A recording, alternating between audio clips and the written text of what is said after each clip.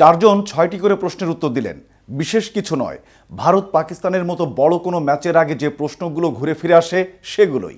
যেমন এই ম্যাচে সর্বোচ্চ রান আসবে কার ব্যাট থেকে, কে নেবেন সবচেয়ে বেশি উইকেট, এমন ৬টি প্রশ্নের উত্তর দিয়েছেন ভারতের দুই সাবেক ক্রিকেটার নভজ্যোৎ সিং সিধু ও যুবরাজ সিং, আর পাকিস্তানের ইনজামামুল হক ও শহীদ আফ্রিদি।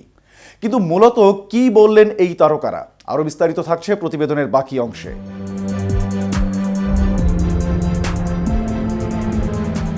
চার ক্রিকেটারের উত্তরেই একটা জায়গায় মিল আছে।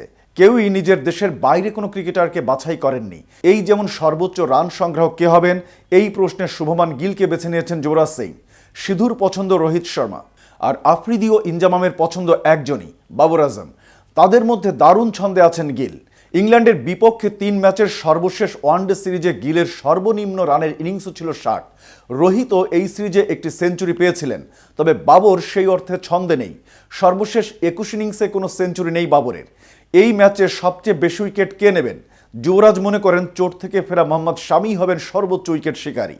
সিধু নির্দিষ্ট করে কোনো বোলারের নাম বলেননি, তবে সাবেক এই ক্রিকেটারের মতে ভারতের কোনো স্পিনারই পাকিস্তান ম্যাচে বেশি উইকেট নেবেন। এই প্রশ্নে আফ্রিদি ও ইনজামাম ভিন্ন উত্তর দিয়েছেন। আফ্রিদি বেছে নিয়েছেন তার জামাতা পেসার শাহিন শাহ আফ্রিদিকে, আর ইনজামাম আরেক পেসার হারিস রউফকে। ম্যাচের গুরুত্বপূর্ণ সময়ে পারফর্ম করবেন কে? যুবরাজ এই প্রশ্নে বলেছেন হার্দিক পান্ডিয়া, আর সিধু ঋষভ পান্তের রানের কথা। আফ্রিদির পছন্দ পাকিস্তান অধিনায়ক মোহাম্মদ রিজওয়ান, আর ইনজামাম বেছে নিয়েছেন ব্যাটিং পাওয়ার প্লেতে পাকিস্তানের ভরসা ফখর জামানকে। চমক হিসেবে ভারতের চ্যাম্পিয়ন্স ট্রফি দলে ঢুকেছেন বরুণ চক্রবর্তী। বিসিসিআইকে কোন তরুণ ক্রিকেটারের উপর চোখ রাখতে হবে? এখানে সবচেয়ে অবাক করা নাম এসেছে বরুণ চক্রবর্তীর। সিধুর চোখে তরুণ ক্রিকেটার হিসেবে বরুণের দিকে চোখ রাখতে হবে, অথচ এই স্পিনারের বয়স ৩৩। হয়তো ভারতের হয়ে ম্যাচ খেলার দিক থেকে বরুণকে তরুণ বলতে চেয়েছেন সিধু।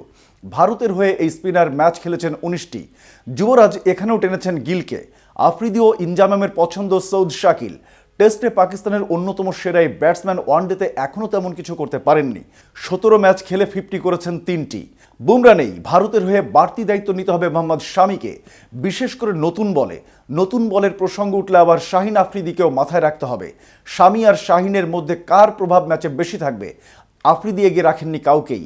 ইনজামাম বলছেন শাহিনের কথা। মাঠে নামার আগে সব মিলিয়ে এগিয়ে আছে কোন দল? দুবাইয়ের কন্ডিশনের কারণে যুবরাজ এগিয়ে রেখেছেন পাকিস্তানকে। সিধুর চোখে অনেক এগিয়ে ভারত। আফ্রিদি আর ইনজামামও সরাসরি কিছু বলেননি। কোন দল এগিয়ে থাকবে সেটা সেই দলের শারীরিক ভঙ্গির উপরই নির্ভর করছে। এতক্ষণ সাথে ছিলাম আমি শাহনেওয়াজ। KTV ক্রিকেটের সাথে থাকার জন্য ধন্যবাদ।